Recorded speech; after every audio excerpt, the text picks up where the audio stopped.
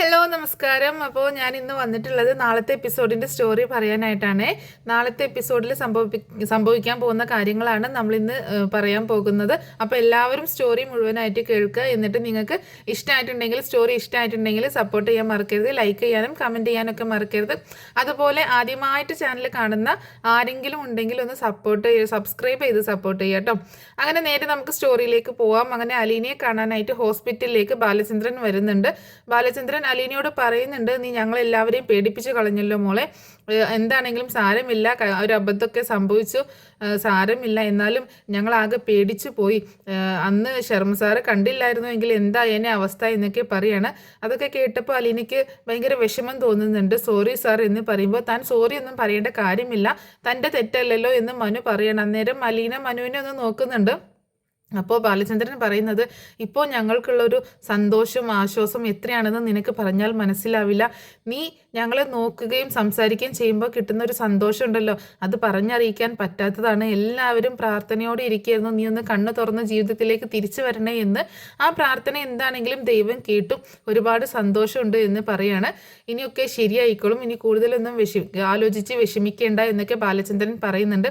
അന്നേരം മനു പറയുന്നുണ്ട്, ഇപ്പോൾ കുഴപ്പമൊന്നുമില്ല അങ്കിള് ഷോപ്പിലേക്ക് പൊക്കോ എന്ന് പറയുമ്പോൾ, ഞാൻ പോവാനോ, ഞാൻ പോകുന്നില്ല, ഞാനിപ്പോൾ ഇവിടെ നിൽക്കാനാണ് വന്നത്, നീ വീട്ടിലേക്ക് പോയിക്കോ, നിനക്ക് ഡ്രസ്സൊക്കെ മാറണ്ടേ, നിനക്ക് ജോലിക്ക് പോകണ്ടേ എന്നൊക്കെ ചോദിക്കുകയാണ് ബാലചന്ദ്രൻ. ഞാൻ വർക്ക് ഫ്രം ഹോം ആണെങ്കിൽ അതുകൊണ്ട് കുഴപ്പമില്ല, ഞാൻ ലാപ്ടോപ്പ് എടുത്ത് ഇവിടെ വന്ന് വർക്ക് ചെയ്തോളാം, ലാപ്ടോപ്പ് കാറിൽ തന്നെ ഉണ്ട് എന്ന് പറയണം. എന്നാലും മനു നിനക്കൊന്ന് ഉറങ്ങണ്ടേടാ എന്ന് ചോദിക്കുമ്പോൾ, അതൊന്നും കുഴപ്പമില്ല അങ്കിള് പൊക്കോ എന്ന് പറയണം, എന്നാൽ ഞാൻ പോയിട്ട് ഉച്ചയ്ക്ക് വരാം എന്ന് പറഞ്ഞിട്ട് ബാലചന്ദ്രൻ പോകുന്നുണ്ട് കേട്ടോ. അങ്ങനെ അലീനയുടെ അടുത്ത് മനു വീണ്ടും വന്നിരിക്കുന്നുണ്ട്. അപ്പോൾ മനുവിനോട് അലീന ചോദിക്കുന്നുണ്ട്, മനുവേട്ടൻ എന്തിനാണ് അങ്ങനെ സാറ് സംസാരിച്ചുകൊണ്ടിരുന്നപ്പോൾ പറഞ്ഞത്, ഞാൻ പറഞ്ഞതല്ലേ, വേറെ ആരും ഒന്നും അറിയണ്ട എന്ന് ഞാൻ പറഞ്ഞതല്ലേ എന്ന് ചോദിക്കുകയാണ്. താൻ പറഞ്ഞു ആരും അറിയണ്ട എന്ന്, അതുകൊണ്ട് തന്നെയാണ് ഞാൻ പറയാതിരുന്നത്, പക്ഷേ എപ്പോഴെങ്കിലുമൊക്കെ എനിക്ക് പറയേണ്ടി വന്നാൽ ഞാൻ അത് അങ്കിളിൻ്റെ അടുത്ത് പറയും എന്ന് പറയുമ്പോൾ, വേണ്ട മനുവേട്ട, സാറിൻ്റെ അടുത്ത് പറയണ്ട, പറഞ്ഞു കഴിഞ്ഞാൽ രോഹിത്തിൻ്റെ അവസ്ഥ എന്തായിരിക്കും എന്നൊക്കെ ചോദിക്കുകയാണ്. താനിപ്പോൾ ഒന്ന് ക്ഷമിക്ക്, ഞാൻ നോക്കട്ടെ എങ്ങനെയാണ് സാഹചര്യങ്ങളുടെ പോക്ക് എന്ന് ഞാൻ നോക്കട്ടെ എന്നൊക്കെ പറയുന്നുണ്ട്. അതേസമയം പിന്നെ ബാലചന്ദ്രൻ ഉച്ചയ്ക്ക് വീട്ടിലേക്ക് ഭക്ഷണം കഴിക്കാനായിട്ട് വരിക കേട്ടോ. ആ സമയത്താണ് നമ്മുടെ കമലയോട് ഫോണിലൂടെ സംസാരിച്ചുകൊണ്ടിരിക്കുകയായിരുന്നു വൈജ. അപ്പോൾ അവരുടെ സംസാരം കേട്ടിട്ട് ബാലചന്ദ്രനെ ഒട്ടും ഇഷ്ടപ്പെടുന്നില്ല. കുറ്റങ്ങളും കുറവുകളും ആണല്ലോ പറയുന്നത് ബാലചന്ദ്രൻ്റെയും മനുവിൻ്റെയും ഒക്കെ. അപ്പോൾ അത് കേട്ടിട്ട് ഒട്ടും ഇഷ്ടപ്പെടുന്നൊന്നുമില്ല കേട്ടോ. അപ്പോൾ ബാലചന്ദ്രൻ പറയുന്നുണ്ട്, നിർത്തണ്ട, തുടങ്ങിക്കോ, പറഞ്ഞോ എന്ന് പറയുമ്പോൾ, ഇല്ല ഞാൻ നിർത്തി എന്ന് പറയുമ്പോൾ, വേണ്ട, എന്തിനാണ് നിർത്തുന്നത്, നമ്മൾ ഒരു കാലത്ത് വിഗ്രഹം പോലെ ആരാധിച്ചിരുന്ന ആളുകളിൽ നിന്ന് കേൾക്കുന്ന വാക്കുകളൊക്കെ ഉണ്ടല്ലോ, അതൊക്കെ കേൾക്കുമ്പോൾ ഇപ്പോൾ ഉണ്ടാകുന്ന ഒരു ഫീലിംഗ്, അതൊന്നും നിനക്ക് പറഞ്ഞാൽ മനസ്സിലാവത്തില്ല എന്ന് പറഞ്ഞിട്ട് ബാലചന്ദ്രൻ അകത്തേക്ക് പോവുകയാണ്. അതേസമയം കമലയോട് സംസാരിച്ച് ഫോൺ കട്ട് ചെയ്യുന്നുണ്ട് വൈജ. അങ്ങനെ അതിനുശേഷം ബാലചന്ദ്രന് ഭക്ഷണമൊക്കെ എടുത്തു വെക്കാനായിട്ട് വൈജ അങ്ങോട്ടേക്ക് ചെല്ലുമ്പോൾ ബാലചന്ദ്രൻ റൂമിൽ ഇങ്ങനെ നിൽക്കാട്ടോ, ഫോണും പിടിച്ചുകൊണ്ട്. ബാലചന്ദ്രൻ എന്താ ഇന്ന് ഷോപ്പിൽ നിന്നാണോ വരുന്നത്, അതോ ഹോസ്പിറ്റലിൽ പോയോ എന്നൊക്കെ ചോദിക്കുമ്പോൾ, ഞാൻ ഹോസ്പിറ്റലിൽ രാവിലെ പോയായിരുന്നു, മനു അവിടെ ഉണ്ട്, അതുകൊണ്ട് മനു എന്നെ അവിടെ നിൽക്കാൻ സമ്മതിച്ചില്ല, അവൻ നിന്നോളാം, എന്നോട് ഷോപ്പിലേക്ക് പോവാൻ പറഞ്ഞു എന്ന് പറയാണ്. കമലേട്ടത്തിയാണ് ഇപ്പോൾ വിളിച്ചത്.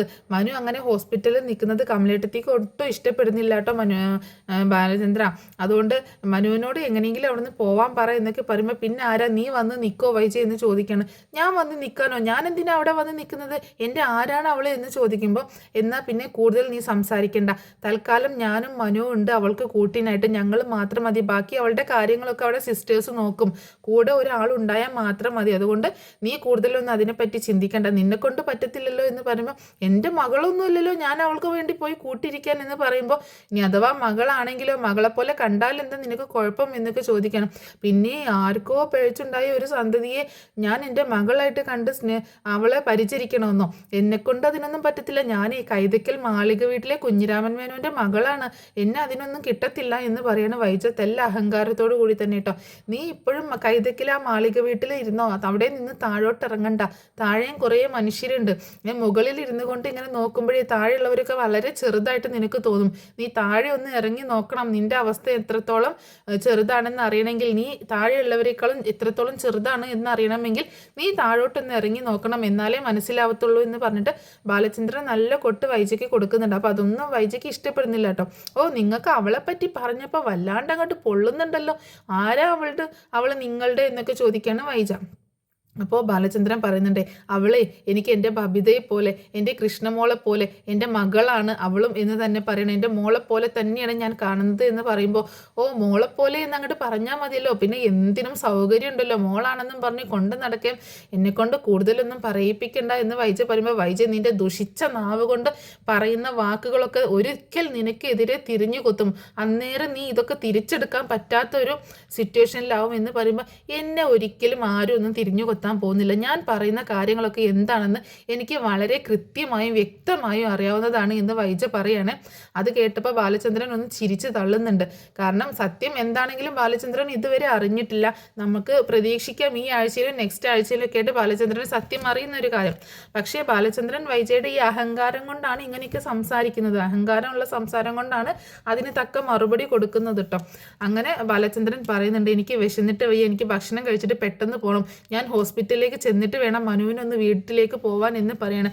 ഓ, മനു വീട്ടിലേക്ക് ചെല്ലുന്നുണ്ടോ, എന്നാൽ പിന്നെ കമലേട്ടത്തി അവനെ വിടത്തില്ല. അപ്പം നിങ്ങൾ ഇന്ന് ബാലേന്ദ്രൻ ഇന്ന് രാത്രിയിൽ ഇങ്ങോട്ടേക്ക് വരത്തില്ല എന്ന് ചോദിക്കുകയാണ്. ഞാൻ വരും, മനു തിരിച്ചു വരും, മനു വരുമ്പോൾ ഞാൻ ഇങ്ങോട്ടേക്ക് തന്നെ വരും, മനു വന്നില്ലെങ്കിൽ ഞാൻ ഹോസ്പിറ്റലിൽ സ്റ്റേ ചെയ്യും, അവളുടെ ബൈസ്റ്റാൻഡറായിട്ട് ആരെങ്കിലും വേണമല്ലോ എന്ന് പറയണം. നിങ്ങൾക്കൊന്നും ഒരു നാണമില്ലേ വീട്ടിലൊരു വേലക്കാരിക്ക് ബൈസ്റ്റാൻഡറായിട്ട് നിൽക്കാൻ എന്ന് ചോദിക്കുമ്പോൾ, എന്നാൽ പിന്നെ നീ പോയി നിൽക്കുക, അതല്ലേ ഞാൻ ഇത്തിരി നേരത്തെ പറഞ്ഞത്, എന്നെ കൊണ്ടൊന്നും പറ്റത്തില്ല, ബാലേന്ദ്രനെ അങ്ങനെ നിന്നാൽ മതി എന്ന് പറഞ്ഞുകൊണ്ട് വൈജ ഭക്ഷണം വിളമ്പാനായിട്ട് പോവാണ്. അങ്ങനെ ഭക്ഷണം കഴിച്ചതിന് ശേഷം ബാലേന്ദ്രൻ പെട്ടെന്ന് തന്നെ വീട്ടിൽ നിന്ന് ഇറങ്ങുന്നുണ്ട് കേട്ടോ. പിന്നീട് കൂടുതൽ സംസാരത്തിനൊന്നും നിൽക്കുന്നില്ല. പിന്നീട് കാണിക്കുന്നത് ഹോസ്പിറ്റലാണ്. ഹോസ്പിറ്റലിലേക്ക് ബാലചന്ദ്രൻ ചെല്ലുന്നുണ്ട് കേട്ടോ. ബാലചന്ദ്രൻ ചെല്ലുമ്പോൾ മനു ഇങ്ങനെ അലീനയോട് ഇങ്ങനെ സംസാരിച്ചുകൊണ്ടിരിക്കുകയായിരുന്നു. അലീനയാണെങ്കിൽ ഇടയ്ക്കൊക്കെ ഉറങ്ങുന്നുണ്ട്. അങ്ങനെ ഉറക്കം വിട്ട് ഉണർന്ന സമയത്താണ് ബാലചന്ദ്രൻ വരുന്നത്. അപ്പോൾ ഭക്ഷണം കഴിച്ചോ മനു എന്ന് ചോദിക്കുമ്പോൾ ഞാൻ കഴിച്ചു. അപ്പോൾ അലീനയും കഴിച്ചു, ഇത്തിരി കഴിച്ചു, ചോറ് കഴിച്ചു എന്ന് പറയണം. അപ്പോൾ ഭക്ഷണം കഴിക്കണതിന് ബുദ്ധിമുട്ടൊന്നുമില്ല അല്ലേ, ഏതെങ്കിലും കഴിക്കണ്ട എന്നൊക്കെ പറഞ്ഞിട്ടുണ്ടോ എന്ന് ചോദിക്കുകയാണ് ബാലചന്ദ്രൻ. അങ്ങനെയൊന്നും പറഞ്ഞില്ല, എന്ത് വേണേലും കഴിക്കാം, എന്നാലും ഒരുപാട് കട്ടിയുള്ള ആഹാരം കഴിക്കാത്തതാണ് നല്ലത് എന്ന് പറയാണ് മനു. അപ്പോൾ അലീനയാണെങ്കിൽ കുറച്ച് ചോറ് മാത്രമേ കഴിച്ചിട്ടുള്ളൂ, ഒരുപാട് കാര്യങ്ങളൊന്നും കഴിച്ചിട്ടില്ല മരുന്ന് കഴിക്കുന്നത് കൊണ്ട്. അപ്പോൾ ബാലേന്ദ്രൻ പറയുന്നുണ്ട്, എന്നാൽ മനു നീ ഒന്ന് വീട്ടിൽ പോയിട്ട് ഒന്ന് റെസ്റ്റ് എടുത്തിട്ടേ വാ, നീ ഇപ്പോൾ അപ്പോഴേക്ക് ഡ്രസ്സൊക്കെ മാറിയോ എന്ന് ചോദിക്കുന്നുണ്ട് കേട്ടോ. അപ്പോൾ മനു ആണെങ്കിൽ ഡ്രസ്സൊക്കെ മാറിയിട്ടുണ്ടായിരുന്നു. അപ്പോൾ ബാലേന്ദ്രനോട് പറയുന്നുണ്ട്, ആ അങ്കിളെ എൻ്റെ ബാഗിൽ എൻ്റെ ഡ്രസ്സും കാര്യങ്ങളൊക്കെ ഉണ്ടായിരുന്നല്ലോ, അപ്പം ഞാൻ ഒന്ന് ഫ്രഷ് ആവാമെന്ന് കരുതി ബാഗും ലാപ്ടോപ്പും ഒക്കെ എടുത്തുകൊണ്ട് വന്നു. അപ്പോൾ ഞാനിവിടെ ഇവിടെ ഇരുന്ന് വർക്ക് അങ്ങോട്ട് ചെയ്യുമായിരുന്നു. അപ്പോൾ ഞാനൊന്ന് ഫ്രഷ് ആവാമെന്ന് കരുതിയിട്ട് ഇവിടെ നിന്ന് തന്നെ ഒന്ന് ഫ്രഷായി, എന്തായാലും സൗകര്യങ്ങളൊക്കെ ഉണ്ടല്ലോ, അപ്പോൾ ഞാൻ ഇവിടെ നിന്നൊന്ന് ഫ്രഷായി എന്ന് പറയാണ് മനു. അതേതായാലും നന്നായി, നിനക്കെന്നാ നീ ഒന്ന് വീട്ടിൽ പോയിട്ട് കുറച്ച് നേരം ഒന്ന് റെസ്റ്റ് എടുത്തിട്ട് പോര്, ഇനി അഥവാ നീ വന്നില്ലെങ്കിലും കുഴപ്പമില്ല, ഞാൻ ഇവിടെ നിന്നോളാം എന്ന് പറയുമ്പോൾ അത് വേണ്ടെങ്കിലേ ഞാൻ ഏതായാലും വീട് വരെ ഒന്ന് പോയിട്ട് വരാം, എനിക്ക് വീട് വരെ പോകേണ്ട ഒരു അത്യാവശ്യ കാര്യമുണ്ട് എന്ന് പറഞ്ഞിട്ട് അലീനയെ നോക്കുക കേട്ടോ. അപ്പോൾ അലീന ആകെ പേടിച്ച് പോകണം, എന്തായിരിക്കും മനുവേട്ടനെ ഉദ്ദേശിച്ചത് എന്ന് ചിന്തിച്ചിട്ട് കേട്ടോ. അപ്പോൾ അതെന്താ നിനക്ക് വീട് വരെ പോയിട്ടൊരു അത്യാവശ്യ കാര്യം, എനിക്ക് ഒരാളെ കാണാനുണ്ടെങ്കിൽ എനിക്ക് കണ്ടിട്ട് ചില കണക്കുകളൊക്കെ ഒന്ന് സെറ്റാക്കാനുണ്ട്, ഒന്ന് ടാലി ആക്കാനുണ്ട് എന്ന് പറയാട്ടോ. ഓ അങ്ങനെയാണോ, അപ്പം മനു കാര്യങ്ങളൊക്കെ ഓഫീസ് കാര്യങ്ങളാണ് പറയുന്നതെന്നാണ് ബാലചന്ദ്രൻ ചിന്തിക്കുന്നത് കേട്ടോ. എന്നാൽ ശരി, നീ പോയിട്ട് സാവധാനം വന്നാൽ മതി, ധൃതിയൊന്നുമില്ല, ഞാനിവിടെ ഉണ്ടല്ലോ തൽക്കാലം എന്ന് പറയാണ്. എന്നാൽ ശരിയെങ്കിലേ ഞാൻ പോയിട്ട് വരാം എന്ന് പറഞ്ഞിട്ട് മനു പോകുന്നുണ്ട്. അപ്പോൾ മനു പോയതിന് ശേഷം അലീനയുടെ അടുത്ത് ഇങ്ങനെ ഇരിക്കുകയാണ് ബാലചന്ദ്രൻ. അപ്പോൾ അലീന ചോദിക്കുന്നുണ്ട്, മാഡം എന്ത് പറഞ്ഞു സാർ എന്ന് ചോദിക്കുമ്പോൾ, മാഡം എന്ത് പറയാനാണ്, നിന്റെ മാഡം അല്ലേ, മാഡത്തിന് അവിടെ കിടന്ന് തുള്ളി കളിക്കുന്നുണ്ട്, വീട്ടിൽ ഇരിക്കുകയല്ലേ, വീട്ടിലെ കാര്യങ്ങളൊക്കെ നോക്കിക്കൊണ്ടിരിക്കുകയല്ലേ, അമ്മയുടെ കാര്യങ്ങളും ജോലിക്കൊന്നും പോകാൻ പറ്റുന്നില്ലല്ലോ, നിന്നെ ഇനി പഴി പറയാൻ വേറെ ഒന്നും ബാക്കിയില്ല എന്ന് പറയുമ്പോൾ എന്നെ തന്നെ ആയിരിക്കും അല്ലേ പഴി പറയുന്നത്, അപ്പോൾ മാഡം എന്താ പറയണേന്ന് ചോദിക്കുമ്പോൾ അവൾ എന്താണ്ടൊക്കെയോ പറയുന്നുണ്ട്, നീ വീട്ടിലേക്ക് ആരെയോ വിളിച്ച് കയറ്റിയെന്നോ അവരുമായി വഴക്കുണ്ടായപ്പോൾ കത്തിക്കുത്തായതാണെന്നോ അങ്ങനെയൊക്കെയാണ് അവൾ പറയുന്നത് എന്ന് പറയണം. മാഡത്തെയും കുറ്റം പറയാനൊന്നും പറ്റില്ല സാർ എന്ന് പറയുമ്പോൾ എൻ്റെ മോളെ നീ അല്ലാതെ വേറെ ആരെങ്കിലും അവളെ ഇങ്ങനെ സപ്പോർട്ട് ചെയ്തുകൊണ്ട് സംസാരിക്കുമെന്ന് ചോദിക്കുകയാണ് ബാലചന്ദ്രൻ. അല്ല സാർ, ഞാൻ അതല്ല ഉദ്ദേശിച്ചത്. ആരാണെങ്കിലും ചിന്തിച്ചു പോകും, വീട്ടിൽ നിൽക്കുന്ന ഒരു വേലക്കാരി പെണ്ണ് ഇങ്ങനെ സ്വന്തം കത്രിക വയറ്റിലേക്ക് കുത്തി കയറി കിടക്കുന്നത് കാണുമ്പോൾ അതും മാഡത്തിന് പിന്നെ എന്നെ പ്രത്യേകിച്ച് ഇഷ്ടമല്ലല്ലോ. അപ്പോൾ ആരാണെങ്കിലും ചിന്തിച്ചു പോകും. അതിന് മാഡത്തെ കുറ്റം പറയാനൊന്നും പറ്റത്തില്ല എന്ന് പറയണേ. നിന്നോട് സംസാരിച്ച് ജയിക്കാനൊന്നും ഞാനില്ല, നിന്നെ കവച്ച് വെക്കാൻ പറ്റത്തില്ല എന്നൊക്കെ ബാലചന്ദ്രൻ പറയുന്നുണ്ട്. എന്താണെങ്കിലും വീട്ടിലിപ്പോൾ ആകെ പ്രശ്നമാണ്, നീ ഇല്ലാത്തത് കാരണം ആകെ കുഴപ്പമാണ് എന്നൊക്കെ പറയട്ടെ. അപ്പോൾ മക്കളുടെ കാര്യങ്ങളൊക്കെ ചോദിക്കുന്നുണ്ട് കേട്ടോ. അപ്പോൾ കൃഷ്ണമോളും ബബിതയൊക്കെ എന്ത് പറയുന്നു ചോദിക്കുമ്പോൾ കൃഷ്ണമോൾക്ക് ഭയങ്കര വിഷമാണ് നിന്നെ കാണാഞ്ഞിട്ടും നിന്നെ അറിയാഞ്ഞിട്ടും, നിനക്ക് എന്ത് പറ്റിയെന്ന് ഏത് സമയവും നിൻ്റെ കാര്യങ്ങൾ അന്വേഷിക്കലാണ്. ബബിത പിന്നെ അങ്ങനെ ചോദിക്കാറൊന്നുമില്ല, എന്നാലും ആരെങ്കിലുമൊക്കെ പറയുമ്പോൾ അവൾ കേൾക്കുന്നുണ്ട്. രോഹി പിന്നെ ഒരു കാര്യത്തിലേക്കും ശ്രദ്ധയില്ലല്ലോ, അവൻ്റെ ഫുട്ബോളും കോളേജും അങ്ങനെയൊക്കെ ആയിട്ട് നടക്കുകയാണ്. കഴിഞ്ഞ ദിവസം രാത്രിയിൽ ഒരുപാട് ലേറ്റ് ആയിട്ടാണ് വന്നത്, ഫുട്ബോൾ മാച്ച് ഉണ്ടായിരുന്നു എന്നാണ് പറഞ്ഞത്. പക്ഷെ ഞാനതൊന്നും അത്ര വിശ്വസിച്ചിട്ടൊന്നും ഇല്ല എന്ന് ബാലചന്ദ്രൻ പറയുന്നുണ്ട്. അപ്പോൾ അലീന അതിങ്ങനെ മനസ്സിലിങ്ങനെ ഓർക്കട്ടെ. അപ്പം അലീനയ്ക്ക് മനസ്സിലാവണം, അപ്പോൾ അവരതിൻ്റെ ഒരു ടെൻഷൻ കാരണമായിരിക്കും വീട്ടിലേക്ക് വരാഞ്ഞത് എന്നിങ്ങനെ ഓർക്കണം. പിന്നീട് കാണിക്കുന്ന ഒരു എപ്പിസോഡ് എന്ന് പറഞ്ഞിട്ടുണ്ടെങ്കിൽ നമ്മളെല്ലാവരും ആകാംക്ഷയോട് കൂടിയിട്ട് കാത്തിരുന്ന ഒരു എപ്പിസോഡാണ്. മനു വീട്ടിലേക്ക് എത്തിച്ചേരുക കേട്ടോ, കൊല്ലപ്പള്ളി വീട്ടിലേക്ക് എത്തിച്ചേരുകയാണ്. മനു വീട്ടിലേക്ക് എത്തുന്ന സമയത്ത് തന്നെ കമലയാണ് ഡോറ് തുറക്കുന്നത്. ഡോറ് തുറന്ന് അകത്തേക്ക് മനു കയറുന്നതും അകത്തേക്ക് കയറാൻ സമ്മതിക്കുന്നില്ല. മനുവിന് ഒരുപാട് അങ്ങോട്ട് വഴക്ക് പറയാണ് കമല. നീ എന്ത് കണ്ടിട്ടാണ് മനു അവൾക്ക് വേണ്ടിയിട്ട് അവിടെ പോയിരിക്കുന്നത്? അവൾ നിൻ്റെ ആരാണ്? നീ ഇങ്ങനെയൊക്കെ ചെയ്യുന്നത് കണ്ട അനന്യയുടെ വീട്ടുകാരൊക്കെ എന്ത് കരുതും, അനന്യ എന്ത് കരുതും എന്നൊക്കെ ചോദിക്കുമ്പോൾ അനന്യയെ നോക്കിയിട്ടാണോ ഞാൻ ജീവിക്കുന്നത്? ഞാൻ എൻ്റെ ഇഷ്ടത്തിനല്ലേ ജീവിക്കുന്നത് എന്ന് മനു പറയണം. എന്നാലും നിനക്കൊരു അന്തസ്സില്ല, നീ കൈതക്കൽ മാളിക വീട്ടിലെ കൊച്ചുമകനല്ലേ, ഈ വീട്ടിലൊരു പാരമ്പര്യം കാത്തു സൂക്ഷിക്കേണ്ടവനല്ലേ? നീ ഒരു വീട്ടുവേലക്കാരിക്ക്, അതും ഇവിടുത്തെ വീട്ടുവേലക്കാരിയല്ല, കടപ്പാട്ടൂരെ വീട്ടുവേലക്കാരിക്ക് കാവലിരിക്കാൻ പോയേക്കുന്നു, അവളുടെ ബൈസ്റ്റാൻഡറായിട്ട് നിൽക്കുന്നു എന്നൊക്കെ പറഞ്ഞ് ഒരുപാട് ഇങ്ങനെ കുറ്റപ്പെടുത്തി സംസാരിക്കുമ്പോൾ അമ്മ ഒരു കാര്യം മനസ്സിലാക്കണം, അലീനയെ ഇങ്ങോട്ടേക്ക് കൂട്ടിക്കൊണ്ടുവന്നത് ഞാനാണ്. അവൾക്ക് എന്ത് സംഭവിച്ചാലും അതിൻ്റെ ഉത്തരവാദിത്വം എനിക്കുണ്ട്, അവളെ സംരക്ഷിക്കേണ്ട ഉത്തരവാദിത്വം എനിക്കുണ്ട്. അതുകൊണ്ട് എനിക്ക് അവളെ സംരക്ഷിച്ചേ പറ്റുള്ളൂ, അവളുടെ കൂടെ നിന്നേ പറ്റത്തുള്ളൂ എന്ന് പറയുമ്പോൾ നീ എന്ത് കണ്ടിട്ടാണ്, അവളുടെ തൊലി വെളുപ്പ് കണ്ടിട്ടാണോ അവളുടെ പുറകെ പോകുന്നതെന്ന് ചോദിക്കുമ്പോൾ അമ്മ മര്യാദയിൽ സംസാരിക്കണം, അമ്മ തരം താഴ്ന്ന് സംസാരിക്കരുത് കേട്ടോ എൻ്റെ മുന്നിൽ എന്ന് പറയണം. ഇത്രയും ചീപ്പായിട്ട് ചിന്തിക്കരുത്, ഇത്രയും ചീപ്പായിട്ട് എന്നോട് സംസാരിക്കരുത്, അമ്മ ഒരു മകനോടാണ് സംസാരിക്കുന്നത് എന്നുള്ളൊരു ബോധ്യം വേണം അമ്മയ്ക്ക് എന്ന് പറയണം. അങ്ങനെ അവൻ ചോദിക്കുന്നുണ്ട് ഹരി എന്തെന്ന് ചോദിക്കണം. അവൻ മുകളിൽ അവൻ്റെ റൂമിലുണ്ടായിരിക്കും. ശരി, ഞാൻ അവനെ ഒന്ന് കണ്ടിട്ട് വരാമെന്ന് പറഞ്ഞിട്ട് ഓടിക്കേറി മുകളിലേക്ക് ചെല്ലുക കേട്ടോ. അങ്ങനെ മുകളിലേക്ക് എത്തുന്ന സമയത്ത് ഡോറിൽ മുട്ടുന്നുണ്ട്. ഭയങ്കര ദേഷ്യത്തിലാണ് ചെല്ലുന്നത്. അപ്പോൾ ഹരി വന്ന് ഡോറ് തുറക്കുകയാണ്. മനുവേട്ടൻ ഇപ്പോൾ വന്നു എന്നിങ്ങനെ ചോദിച്ച് സംശയത്തോട് കൂടിയിട്ട് ഇങ്ങനെ മനുവിനെ നോക്കുകയാണ്. മനു ആണെങ്കിൽ ഒന്നും മിണ്ടുന്നില്ല കേട്ടോ, ഒന്നും മിണ്ടാതെ അകത്തേക്ക് കയറിയിട്ട് ആ ഡോർ അങ്ങോട്ട് ലോക്ക് ചെയ്യുന്നുണ്ട്. അതോട് കൂടിയിട്ട് ഹരിക്ക് എന്തോ പന്തികേട് തോന്നുകയാണ്. ഹരി ചോദിക്കുന്നുണ്ട് എന്താ മനുവേട്ടൻ എന്ത് പറ്റിയെന്ന് ചോദിക്കുകയാണ്. ചോദിക്കുന്ന ആ സമയത്ത് തന്നെ മനു ഒരൊറ്റ പൊട്ടിക്കൽ കൊടുക്കുക കേട്ടോ ഹരിക്ക്. ഹരി ആകെ വേച്ചു പോവാണ്, എന്താ സംഭവം എന്ന് മനസ്സിലാവാതെ. ഒരു ചോദ്യം പറച്ചിലും ഒന്നുമില്ല, അങ്ങോട്ട് തല്ലോട് തല്ലാണ്. കാര്യങ്ങളൊന്നും ഇനി അവനോട് ചോദിച്ചറിയേണ്ട ആവശ്യമില്ല, നല്ല തല്ല് കൊടുക്കുന്നുണ്ട്. അതിന് ശേഷമാണ് ചോദിക്കുന്നത് നീ എന്തിനാണ് കടപ്പാട്ടൊരു വീട്ടിലേക്ക് പോയത് എന്ന് ചോദിക്കുമ്പോൾ അവൻ ആകെ ഷോക്കായിട്ട് പോകണം. മനുവേട്ടൻ എന്തായി പറയുന്നത്, എന്തിനാ എന്നെ ഏട്ടാ ഇങ്ങനെ തല്ലുന്നത് എന്തിനാ എന്നൊക്കെ ചോദിച്ച് ഭയങ്കരമായിട്ട് കരഞ്ഞുകൊണ്ടിരിക്കണം. അമ്മേ മനുവേട്ടൻ എന്നെ തല്ലിക്കൊല്ലുന്നതിന് അങ്ങനെ വിളിക്കുന്നുണ്ട്. ഭയങ്കര കരച്ചിലും ബഹളമൊക്കെയാണ്. മനു തല്ലുന്ന ശബ്ദവും ഹരി കരയുന്ന ശബ്ദവും ഒക്കെ കേട്ടോ. അപ്പോൾ തല്ല് നിർത്തുന്നേയില്ല മനു, നല്ല തല്ല് കൊടുക്കുന്നുണ്ട്. മേല് നല്ലോണം നോവുന്ന രീതിയിൽ നല്ല തല്ല് കൊടുത്തുകൊണ്ടിരിക്കേണ്ട മനു. ഹരിയാണെങ്കിൽ ആകെ പകച്ച് വേച്ച് പോവാണ്, അങ്ങനെ വീണ് പോകുന്നൊക്കെ ഉണ്ട്. വീണോടത്തുനിന്ന് പിടിച്ച് വലിച്ചിട്ട് വീണ്ടും തല്ലുന്നുണ്ട്. അപ്പോൾ എല്ലാ കാര്യങ്ങളും അവൻ്റെ മുന്നിൽ അവനെ കൊണ്ട് തന്നെ പറയിപ്പിക്കുക കേട്ടോ ലാസ്റ്റ്.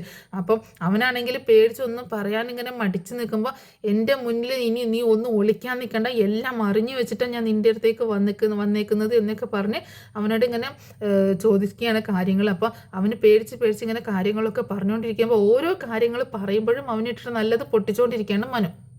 അപ്പോൾ ഇത് കണ്ടിട്ട് പുറത്തിങ്ങനെ ബഹളം കേൾക്കുകയാണ്, പുറത്ത് നിന്നിട്ട് ബഹളം കേൾക്കുകയാണ് കമല ഡോറിൽ തട്ടി വിളിക്കുന്നുണ്ട്. മനു, ഹരി ഡോറ് തുറന്നേ, മനു നീ എന്താണ് ഹരിയെ ചെയ്യുന്നത്?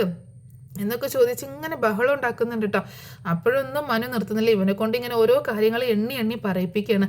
അപ്പോൾ അതിലൂടെ അവളുടെ ഫോൺ എടുത്ത് കളഞ്ഞതും ഒക്കെ ഹരി പറയുന്നുണ്ട് കേട്ടോ. അപ്പോൾ എല്ലാ കാര്യങ്ങളും അറിഞ്ഞിട്ടാണ് വന്നേക്കുന്നത്. എന്നാലും ഹരിയുടെ നാവിൽ നിന്നും കൂടെ ഒക്കെ കേട്ടിട്ട് മനു നന്നായിട്ട് പൊട്ടിക്കുന്നുണ്ട്. അപ്പോൾ ഹരിയാണെങ്കിൽ എല്ലാം വളരെ ഡീറ്റെയിൽ ആയിട്ട് പറയാതെ ജസ്റ്റ് ഞങ്ങൾ അവളെ ഒന്ന് പേടിപ്പിക്കാൻ നോക്കിയതാണ്, അല്ലാതെ വേറൊന്നും ചെയ്തില്ല, അവൾ അതൊക്കെ വിശ്വസിച്ചു എന്നൊക്കെ പറഞ്ഞിട്ട് ഇങ്ങനെ തടി തപ്പാൻ നോക്കിയിട്ടുണ്ട്. പക്ഷെ മനു എല്ലാ സത്യങ്ങളും അറിഞ്ഞു വെച്ചതുകൊണ്ടായതുകൊണ്ട് അതൊന്നും അവിടെ ഏറ്റില്ല. എല്ലാ സത്യങ്ങളും അവനെ കൊണ്ട് തന്നെ പറയിപ്പിക്കുകയാണ്. നല്ലതുപോലെ പെരുമാറും ചെയ്യുന്നുണ്ട്. കമലയാണെങ്കിൽ ഡോറിൽ മുട്ടിക്കൊണ്ടിരിക്കുകയാണ്. ആ സമയത്ത് ഒരുപാട് തല്ല് കൊടുത്തതിന് ശേഷമാണ് മനു റൂമിൽ നിന്ന് തിരിച്ചു പോകുന്നത് കേട്ടോ. നല്ലതുപോലെ വാണിംഗ് കൊടുത്തിട്ട് ഇനി മേലിൽ നീ കടപ്പാട്ടൂർ പോയിന്ന് ഞാൻ അറിഞ്ഞിട്ടുണ്ടെങ്കിൽ മുട്ടുകാലെ തല്ലി ഓടിച്ചിട്ട് ഞാൻ ഇവിടെ ഇരിക്കും, അല്ലെങ്കിൽ നിന്നെ കൊന്നു കളയും എന്നൊക്കെ പറഞ്ഞാൽ അത്രയും ഭീഷണിപ്പെടുത്തിക്കൊണ്ടാണ് മനു ഇറങ്ങുന്നത്. ഇതോടുകൂടി ഒരു കാര്യം മനസ്സിലായി, ഇനി ഹരി ഒരിക്കലും കടപ്പാട്ടൂർ വീട്ടിലേക്ക് പോകത്തില്ല എന്ന് മനസ്സിലായി. അത്രയും തല്ല് കൊടുത്തിട്ടുണ്ട് കേട്ടോ. അലീനയുടെ മുന്നിൽ കൺവെട്ടത്ത് പോലും നീ ചെന്ന് പോകരുത് എന്നൊക്കെ പറഞ്ഞിട്ടാണ് നന്നായിട്ട് പെരുമാറുന്നത്. അപ്പോൾ നല്ല തല്ല് കിട്ടിയിട്ട് മേലും കൈയൊക്കെ വേദനയായിട്ട് ഒടിയുന്ന വേദനയായിട്ടാണ് ഹരി അവിടെ ഇങ്ങനെ കിടക്കുന്നത് കേട്ടോ. അങ്ങനെ വീണ്ടും കമല ഇങ്ങനെ വിളിച്ചുകൊണ്ടിരിക്കുമ്പോൾ പെട്ടെന്ന് ഡോറ് തുറന്നുകൊണ്ട് വളരെയധികം ദേഷ്യത്തിൽ മനു ആ റൂമിൽ നിന്ന് ഇറങ്ങി വരിക. നീ എന്താണ് എൻ്റെ കുഞ്ഞിനെ ചെയ്തത്, നീ തല്ലി കൊന്നോ എന്നൊക്കെ ചോദിക്കുമ്പോൾ അമ്മയുടെ ഒരു കുഞ്ഞ് വന്നേക്കുന്നു എന്ന് പറഞ്ഞിട്ട് ദേഷ്യപ്പെട്ടുകൊണ്ട് മനു അവിടെ നിന്ന് പോവുകയാണ്. അപ്പം മനുവിൻ്റെ ഈ ദേഷ്യം ഇതൊക്കെ കണ്ടിട്ട് ആകെ ഒരു അമ്പരപ്പിൽ ഇങ്ങനെ നോക്കി നിൽക്കേണ്ട കമല. എന്നിട്ട് കമല റൂമിലേക്ക് ചെല്ലുന്നുണ്ട്. മോനെ ഹരി എന്താ ഉണ്ടായത്, എന്തിനാ അവൻ നിന്നെ തല്ലി എന്നൊക്കെ ചോദിക്കുമ്പോൾ എനിക്കൊന്നും അറിയാൻ മേല അമ്മേ, എന്തിനാ ഏട്ടൻ എന്നെ തല്ലിയെന്നൊന്നും എനിക്ക് അറിയാൻ മേല എന്ന് പറയുമ്പോൾ നിനക്കറിയാൻ മേലേ, പിന്നെ ഒന്നും അറിയാതെയാണോ നിന്നെ അവൻ തല്ലിയേക്കുന്നത് എന്ന് ചോദിക്കുമ്പോൾ നീ എന്ത് കുരുത്തക്കേടാണ് ഒപ്പിച്ചതെന്ന് ചോദിക്കുമ്പോൾ ഞാൻ ഒരു കുരുത്തക്കേടും ഒപ്പിച്ചില്ല അമ്മേ, ഏട്ടൻ ആരോ എന്തോ പറഞ്ഞു കൊടുത്ത് തിരിപ്പിച്ചേക്കാണ്, എന്തോ കുത്തിത്തിരിപ്പ് ഉണ്ടാക്കിയേക്കാണ് എന്നൊക്കെ പറയണേ. അപ്പോൾ കമലയാണെങ്കിൽ ഹരി പറയുന്നത് ഇങ്ങനെ വിശ്വസിക്കുകയാണ്. അപ്പോൾ ഹരിക്കാണെങ്കിൽ ഇരിക്കുന്നിടത്തുനിന്ന് ഒന്ന് എഴുന്നേക്കാൻ പോലും വയ്യ. വാ മോനെ എഴുന്നേക്ക് എന്ന് പറയുമ്പോൾ അയ്യോ എന്നെ പിടിക്കേണ്ട അമ്മ, എനിക്ക് പറ്റത്തില്ല എന്ന് പറഞ്ഞിട്ട് ഹരി ഭയങ്കര കരച്ചിലാട്ടോ. അത്രയും നല്ല പെരുമാറൽ നമ്മുടെ മനു ഹരിക്കിട്ട് കൊടുത്തിട്ടുണ്ട്. അപ്പോൾ എന്താണെങ്കിലും നന്നായിട്ട് ഹരിക്ക് കിട്ടിയേക്കാണ്. അപ്പോൾ നമ്മളെല്ലാവരും കാത്തിരുന്ന ഒരു എപ്പിസോഡാണ് ഇത്. ഹരിക്കിട്ട് പണി കിട്ടുന്നത്. പിന്നീട് ഹരി നേരെ ഒരു പക്ഷേ കടപ്പാട്ടൂരേക്ക് പോയേക്കാം. അവിടെ ചെന്നിട്ട് രോഹിത്തിനെ പെരുമാറുന്നുണ്ടാവും. അല്ലെങ്കിൽ മിക്കവാറും അലീനയും മനുവും സംസാരിക്കുന്നത് നമ്മുടെ ബാലചന്ദ്രൻ കേൾക്കാനിടയാവുകയും ബാലചന്ദ്രൻ അങ്ങനെ സത്യം അറിയാനുള്ളൊരു സാധ്യതയുണ്ട്. അല്ലെങ്കിൽ മനു തന്നെ ബാലചന്ദ്രനോട് ഈ സത്യങ്ങളൊക്കെ പറയാനുള്ളൊരു സാധ്യതയുണ്ട്. അതുപോലെ രോഹിത്തിനുള്ള ശിക്ഷ വിധിക്കുന്നത് ഒരു പക്ഷേ നമ്മുടെ ബാലചന്ദ്രനായിരിക്കാം. എന്താണെങ്കിലും ആ എപ്പിസോഡുകൾക്കൊക്കെ ആയിട്ട് നമുക്ക് കാത്തിരിക്കാം. ഇനി ഒരു പക്ഷേ ബാലചന്ദ്രൻ രോഹിത്തിനോടൊന്നും സംസാരിക്കാതിരിക്കുകയും പിന്നീട് രോഹിത്തിന് കിട്ടുന്ന ശിക്ഷ എന്ന് പറഞ്ഞിട്ടുണ്ടെങ്കിൽ ഒരു മെൻ്റൽ ടോർച്ചറിങ് ആണ്. അലീന തിരിച്ച് വീട്ടിലേക്ക് എത്തുന്ന സമയത്ത് ഒരു ഭയങ്കര പേടിയും അങ്ങനെയൊക്കെ ആയിട്ടുള്ളൊരു സിറ്റുവേഷനിലൂടെയാണ് രോഹിത്ത് കടന്നു പോകുന്നത്. പക്ഷേ എന്നാലും രോഹിത്ത് വീണ്ടും കുഴപ്പങ്ങളിലേക്ക് ചെന്ന് ചാടുന്നുണ്ട്. അത് ചാടിക്കുന്നത് ഹരി തന്നെയാണ്. അപ്പോൾ അതിൻ്റെ സ്റ്റോറി ഉടനെ തന്നെ പറഞ്ഞ് അപ്ലോഡ് ചെയ്യും. അപ്പോൾ ഇത്രയേ ഉള്ളൂ നാളത്തെ എപ്പിസോഡിൻ്റെ സ്റ്റോറി. അപ്പോൾ ഈ സ്റ്റോറി എല്ലാവർക്കും ഇഷ്ടമായിട്ടുണ്ടാവും എന്ന് കരുതുന്നു കേട്ടോ. ഇഷ്ടമായിട്ടുണ്ടെങ്കിൽ ഒന്ന് സപ്പോർട്ട് ചെയ്യാൻ മറക്കരുത്.